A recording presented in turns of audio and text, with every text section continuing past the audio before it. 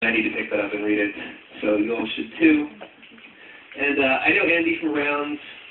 I had a really great class with him recently. And I've had, besides being a really great writer, because Andy wrote this fucking just amazing story that I saw him read at Modern Times about a year and a half ago that involved this character that couldn't decide if he loved his cat or his girlfriend more. It was really amazing. But anyway, when I've seen Andy around, whether it's been like in a class or like having a martini at another place I work, whatever, he's just always been a really insightful writer, and talking to him about writing has always been really, has informed me a lot. So I think he's not only a great writer, but he's also really good talking about writing. So if you really like his writing, you should talk to him about writing. Talk to him. So I'm going to introduce Andrew to it. Applause.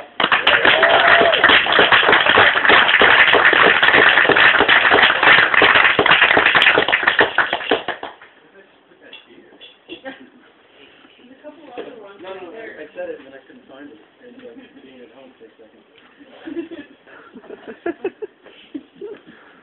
Hello? I love my cat and my girlfriend equally. I'm no longer about the cat.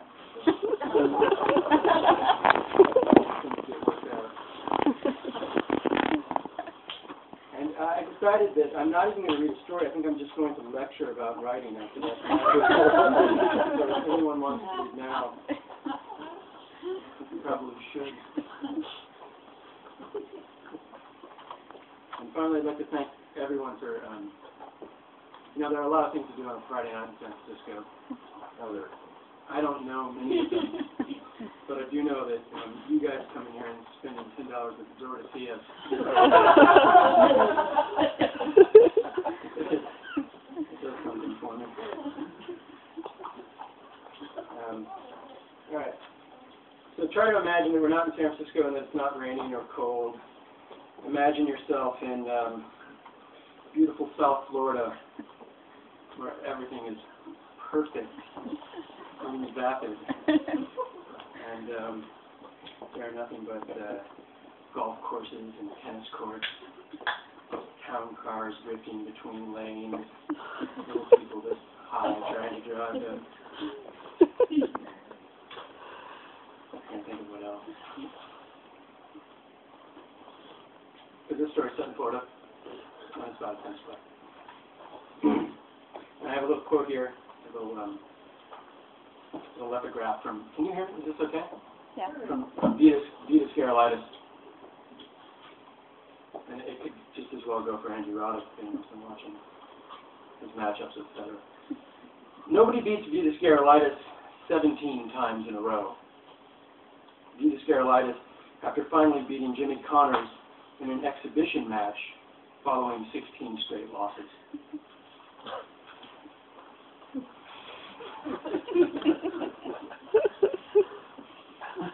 Love 40. Oh, I'll just preface this. Nank is a character, and he thinks about himself as Nank. The crutch is a bar. So you do a little bit of work. But there's pleasure in that, too. So, this is Nank at the crutch. Every bit as handsome as in youth. Actually, better looking. The devil. Yellow paisley bandana, folded triangular, tied do-rag style over his healthy head of hair, salmon-colored Lecoq Sport teeth, sleeves tailored, extra large for flow, and a sharp flag-like snapping after he strokes the ball from the ground. Bright white tennis shorts, long enough for a comfortable stretch, slide or dive, short enough to expose muscular thighs pumping upon any given move, ankle socks, white with miniature black rooster insignia, shoes clean, minimal wear, light, reinforced with fluorescent pink urethane by Nike. This is Nank at the crutch, man of 35 sitting on a bar stool, drinking his third Miller Draft, sandwiched between a knobby-elbowed factory foreman and two lovely enough, out-of-work factory blondies. Light of day would burn this place blind, don't you know? But the red neon thrown from all corners, across pool tables and jukebox, dartboards and booths, liquor bottles and bar top, makes for sure sweet wallow and first-rate conversation. This is Nank at the crutch. Me, I say. College by birth, education by habit, tennis instructor by profession, nothing by merit.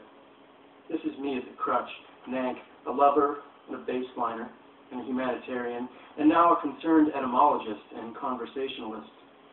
Is sloth really a word, I say, interrupting the two out-of-work factory blondies. They've been discussing how to shed the world, how to let its woes run off your feathers like pond water from a mallard's back. Something about the men, in or not in their lives, the crappy work they can and cannot get, just slough it off and move on is what I say, the more brunette of the blondies had said before sipping her shot.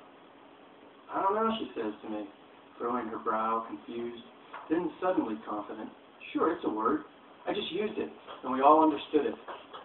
She's proud of her usage, of her explanation. She has the right to be so. Slough. Slough it off like dead skin, like a snake periodically casting off its old and dry scales for a clean coat around the sound flesh. Like he managed to slough off his smoking habit, like shit from a duck's ass. Slough, baby, the woes of this world, and let's drink another round. I think it's a great word, I say. I'm glad you used it here today. Both blondies, the lesser and the blonder, nod to one another smitten. The knobby-elbowed factory foreman had been sucking on his bud the whole time, working it through a straw with a slurping, usually reserved for children in their malts. Lurching between his seat and me, talking fast on a cell phone. Something about brownies, being staked out then busted. Something about a gambling ring. The owner must have known about, but didn't stop, and so now his wife should meet him here or wait 15 minutes before heading to the Green Lantern for an early happy hour. Tell me, I'm Nank, I say, about brownies and the cops and the bust. Tell me, I say, like I'm a regular here and just haven't been drinking for a few years because of a near-fatal accident. Something with water skiing and a shark, or maybe a motorcycle and a tractor-trailer on I-95.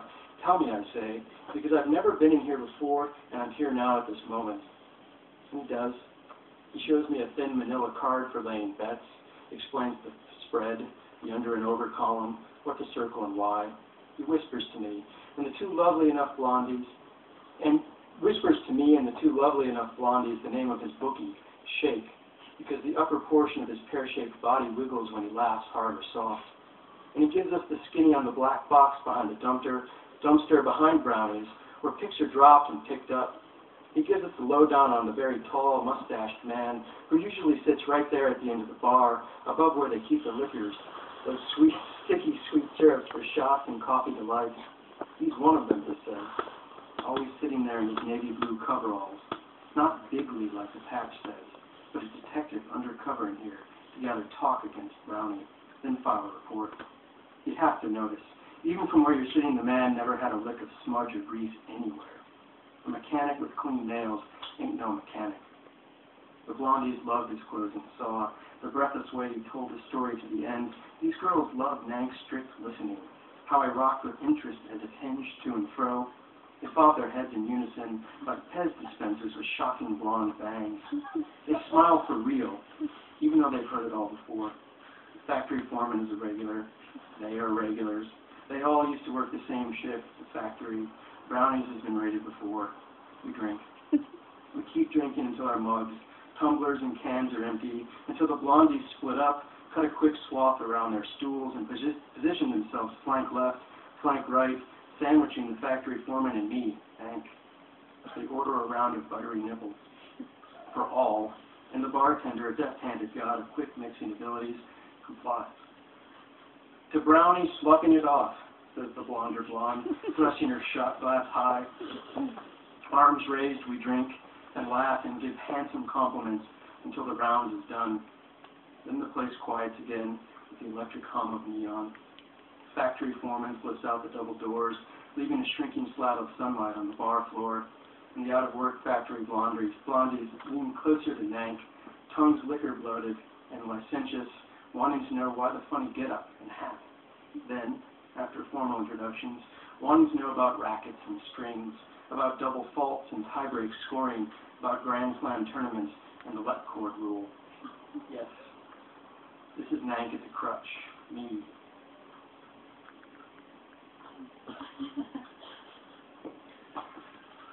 But oh, Tess, she who's the suffix and prefix of my every thought.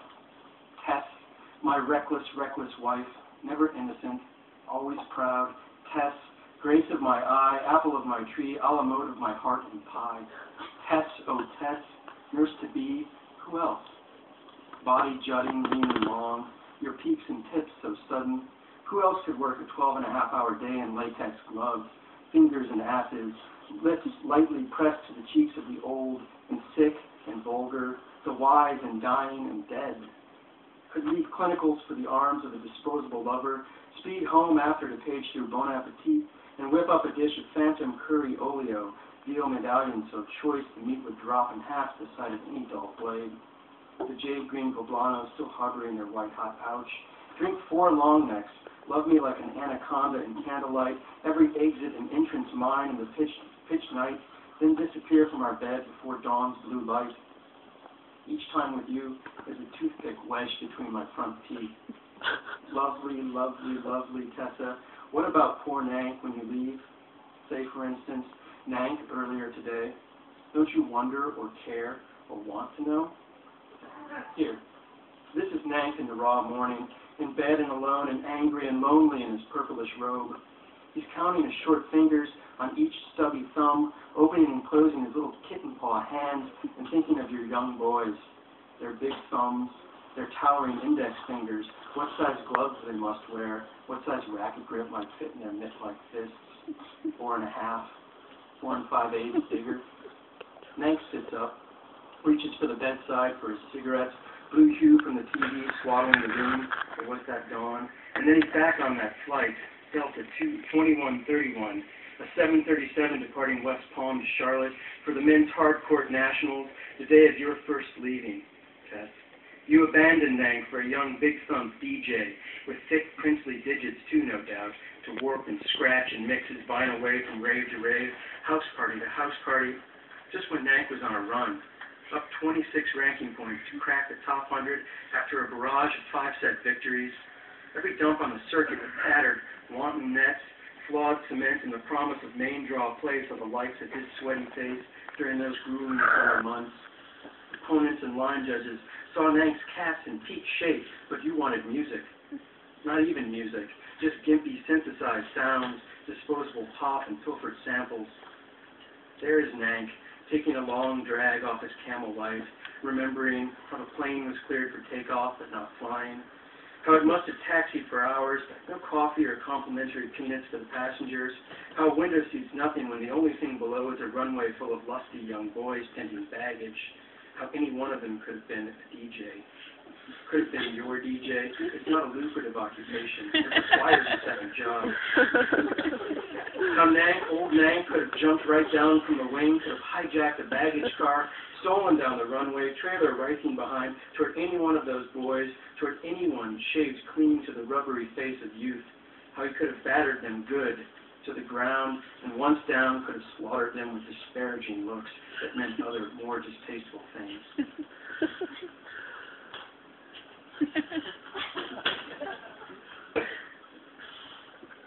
I say that was me in bed in my purplish robe. Nank, man who rises early just to make sale of himself like a used car. Oh, Tess, what you do to Nank in the morning. Was it bad or worse in the young afternoon? The temperature rising, humidity too.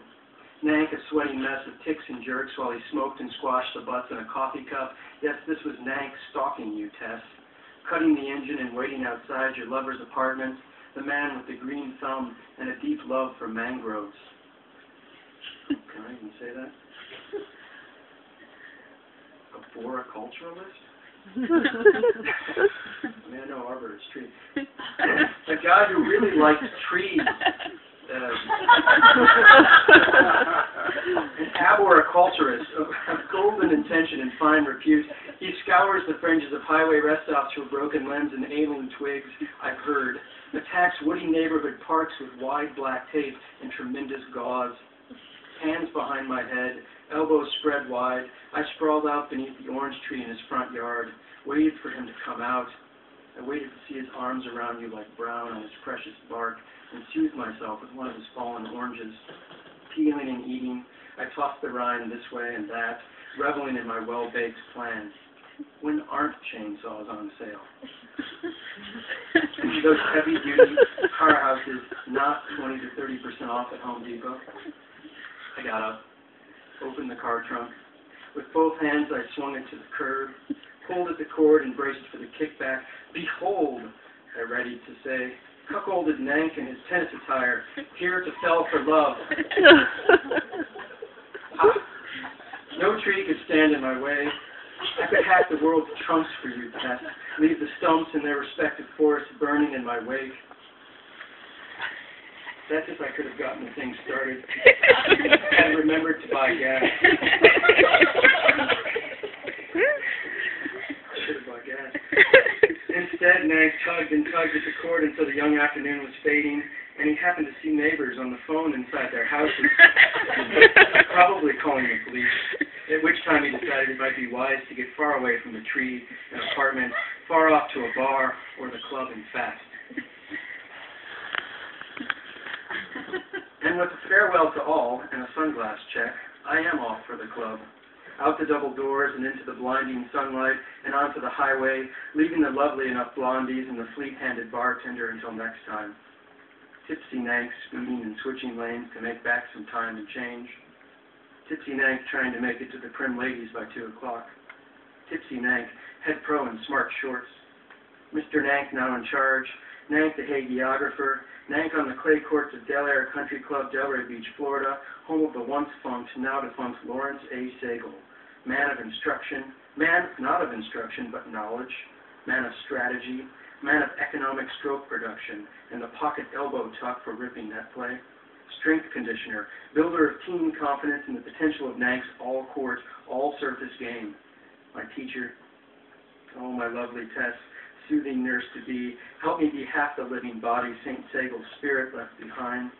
Oh, true Tessa, drafter of care plans, taker of temperature head to toe, tune up the sour orchestra plucking in my head, steady my racket and guide my hand while I feed the rich and tanned bright yellow balls. Gather my bandy legs when I take court one with a shopping cart full of such ammunition, adjust my bandana, check the sun, knock a little dust from my soles, and rally the troops round for drills. What will it be today, I say? Fence to baseline and back, fence to service line and back, fence to net and back, in response to which there are groans and bahoos and wet tonguey sounds. For the growing older, each new day ensures not just aging and potential discounts, but newfound reservoirs of venom. Get off it, Nank. Let's just pair up and play doubles, says Margaret, maid of 62, wife of 3, mother of multiple lawyers, owner of the finest overhead smash and top spot on the women's 50s up ladder. But ladies, oh, go drink a Coke in the pro shop, Nank, says the lowest seed, Peggy, doctor's wife, oldest daughter of a Pennsylvania steel tycoon, designer of contemporary weddings for South Florida debutantes and trendy holiday trinkets, gold leaf chocolate menorahs and such. They're a whirling gaggle of pleated tennis skirts and dark veiny legs, rowdy and vocal in their sagging bloomers, with their Wilson sledgehammer rackets and facelifts and frosty dye jobs and blue rinse they make for the water cooler under the courtside cabana. Nank could be discouraged here. Nank could be broken in his loose shorts. Nank could be any smug cat who suddenly, shamefully sees for the first time that he's been wearing the same outfit for years. But I see how the ladies quickly drink up, how fiercely they swallow, crush their paper cups, take the court hydrated and under Margaret's command, face off popping balls chest high across the net with good intention. A slight angle and much sweet spot and some accuracy. Margaret and Peggy, Thelma and Sabina, Irene and Ruth, Bonnie and Virginia, Jane and Vilma, Ethel and Josie, Susan and Martha, Leslie and Adrian, all punching ferocious volleys with sharp backspin, their elbows tucked, their bodies compact and square to the net.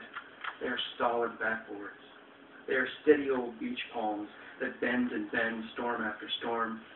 They make my heart swell and shrink, then swell and shrink, like a close Love 40 call caught on replay, shown over and over again. The yellow fuzzy thing round and flattening, then oblong as an egg, then back to full ball, then over again. Yes, I say, as handsome as in youth. Better, you know. Nank, Nank, Nank could be on the verge here. The verge is something he's not going to take anymore, and then we'll take that much more of. Nank is on both sides of the cliff, not just hanging from the edge. He's the sturdy tree on the ledge, and the roots that squeeze through the rocks and soil above the water so far below. This is Nank. Me, I say.